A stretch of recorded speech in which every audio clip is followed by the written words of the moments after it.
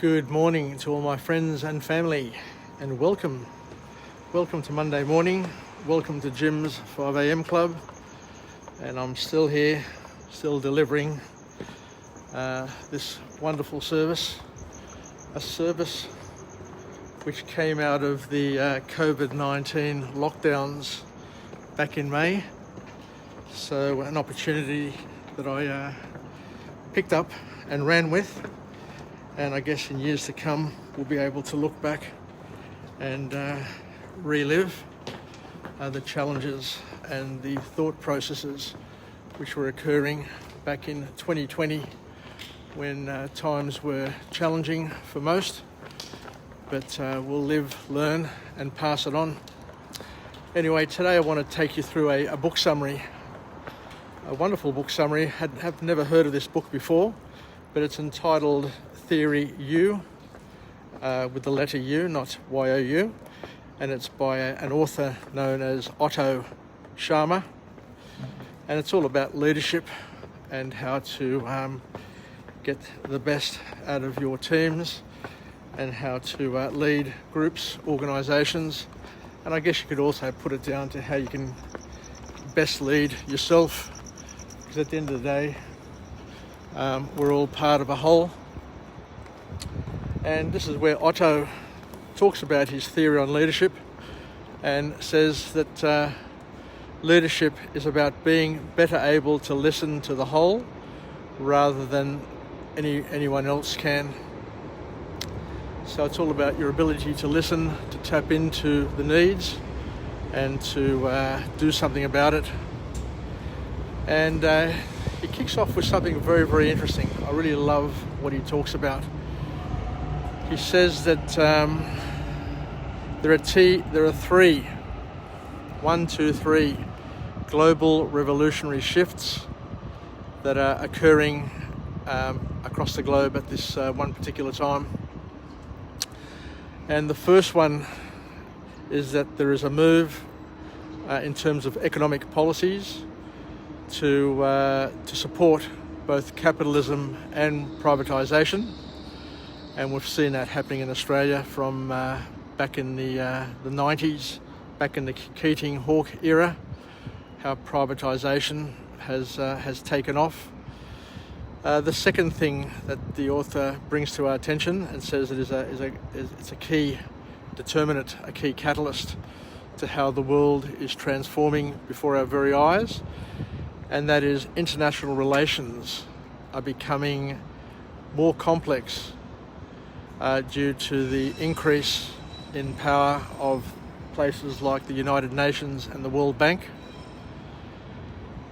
And the third thing is another interesting one, is that people are in the process or have the tendency to define their goals and aspirations internally and privately rather than externally due to cultural and spiritual revolution. So an interesting sort of view in terms of how he sees things evolving, growing and changing. But it's something that we can also tap into, understand and learn and leverage from. So let's kick off with some of the lessons from his book. I'll head down to the harbour, head down harbourside. It promises to be a glorious day.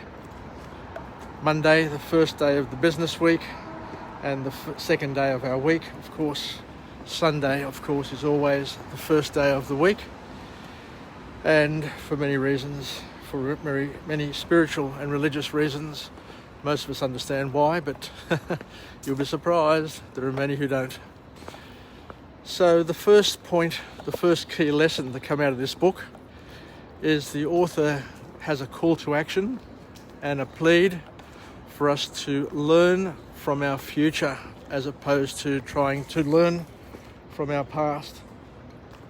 So what does that mean? Learning from your future. Wow, look how peaceful and serene it is down here. Got the Opera House there, majestically positioned. A little gentle breeze.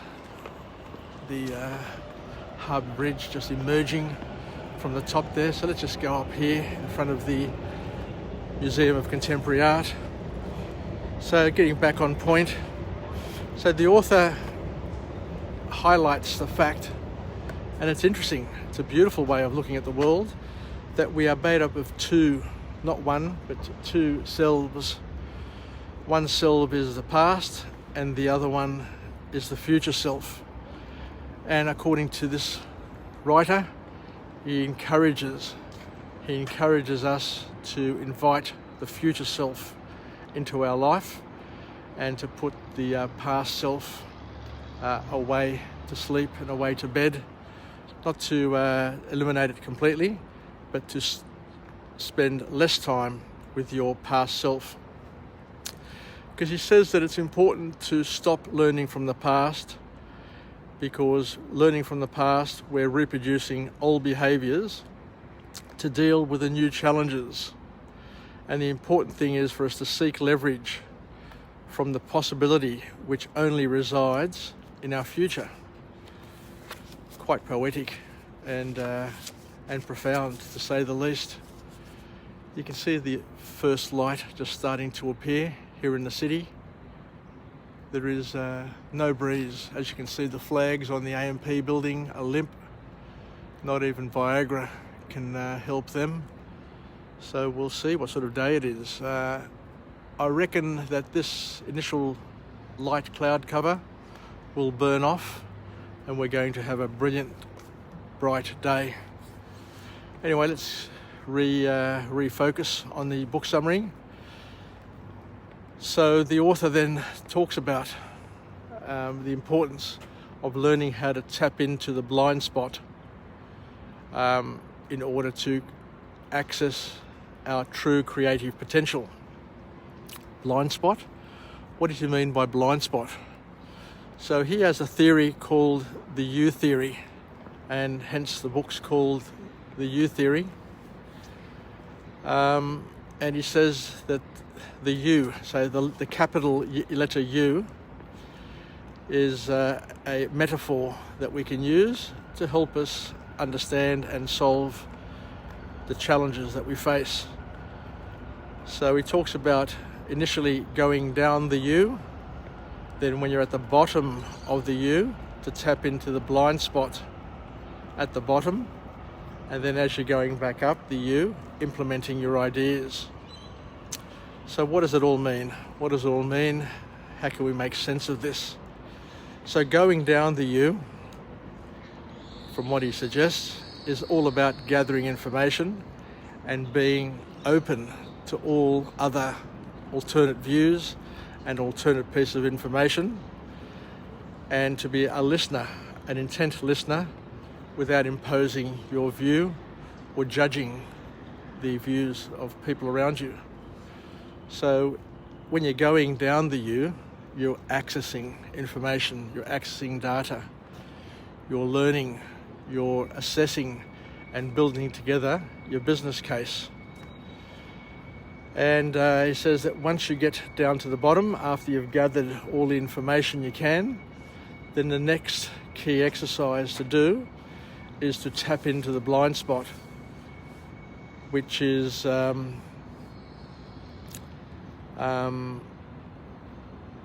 being in sync with your intuition and your gut feel, and you need to trust your gut. And then on the way up, as the author suggested, what you do is you start implementing all the things that you've learnt. But when you're going down the U, I missed out this point before, so I won't leave it off completely, so I'll just tap into it again. It says when you're going down to the U and gathering information, you need to actively access as many relevant people as you can. You need to tap customers, you need to tap experts, and gather as much information as possible, which is going to help you help your gut, help your intuition, help you tap into your subconscious to be able to solve the complex myriad of consequences that come from the problem that you're trying to solve. And then the last point in this book is an absolute cracker. because I spent 21 years in the IT&T industry during its heyday, during its absolute spectacular growth stage back in mid-80s through to the 90s and beyond, I learnt the importance of software development or project management. And the key was to build a prototype, test it, and then iterate it and improve it incrementally. And it's known as agile development, and it's used in software and it's used in various other industries. And we can learn a lot from this, especially people who are perfectionists, who never end up getting anything done because they never get started. So this sort of development, and we need to understand this as well as from our personal development perspective and everything we do, we need to accept that our initial outcomes will never be perfect, and they're never meant to be perfect. Because if they were meant to be perfect, then Microsoft would never get off the ground, Apple would never get off the ground. But what these organisations do, and they do very, very well, is that they build prototypes. And a prototype is never meant, as we said, to be the finished product, but a product which is work in progress. And then we grow, develop, improve until we go through many, many software iterations and upgrades until we get a better product. And the same thing can be said about the COVID-19 vaccine. You know, the first vaccines that are coming out are going to be useful, are going to save many, many lives. And as the virus and as other viruses morph, change, then also the vaccines, which are a work in progress, will continue to evolve and to get better and better and better and perfect themselves over time.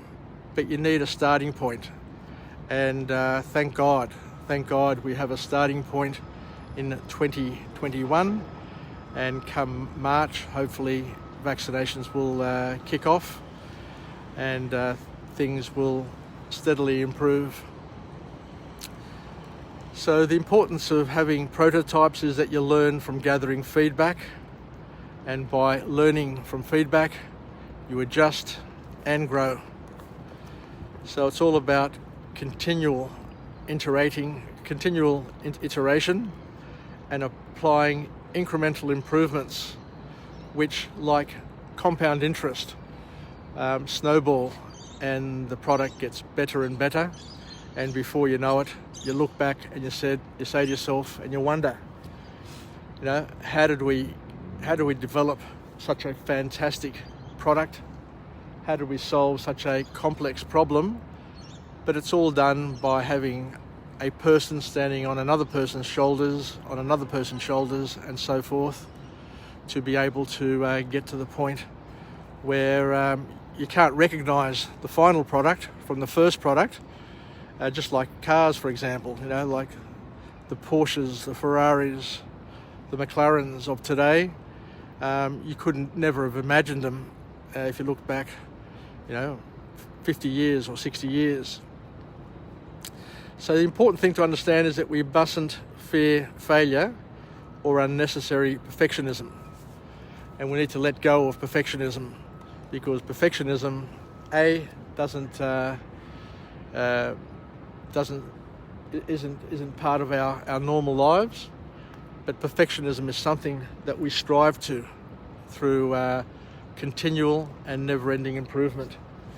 Anyway, thank you very much for joining me on this 5 a.m. club this morning. It's a beautiful, beautiful summer's day. I just can't believe how wonderful it is down here, Harbourside. And you look around and there's hardly anybody here. And my lesson, my call to action for people is to stop wasting your time sleeping. Stop wasting your time staying in bed when you can be up, and just celebrating the beauty of this city of Sydney, the glory of nature, and you can be learning as you're going. So I'll finish off with a positive affirmation. I'm alive, I'm well, and I feel absolutely great. To my friends and family, stay connected, stay relevant, stay reasonable, and let's learn to take every day as an opportunity to grow and develop, to incrementally change, to not be perfectionists, to not fear putting forward prototype ideas and prototype solutions, knowing that everything we do in life is a work in progress, and we're working in progress to create our own masterpiece, just like the masterpiece in front of you there, known as the Sydney Opera House.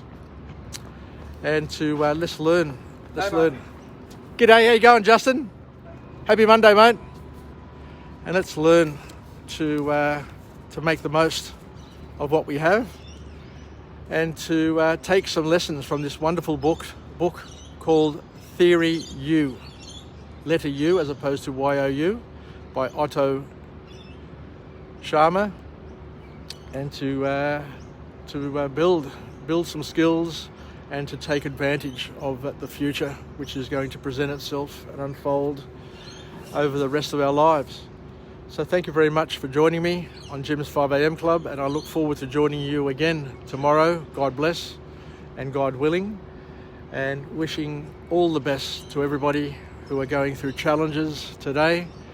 And I hope the challenges that you have, you'll find wonderful solutions for, and that hopefully they're not as bad or it's not as daunting as what you first thought they may be, and that we can all celebrate together in future, and to live happily ever after.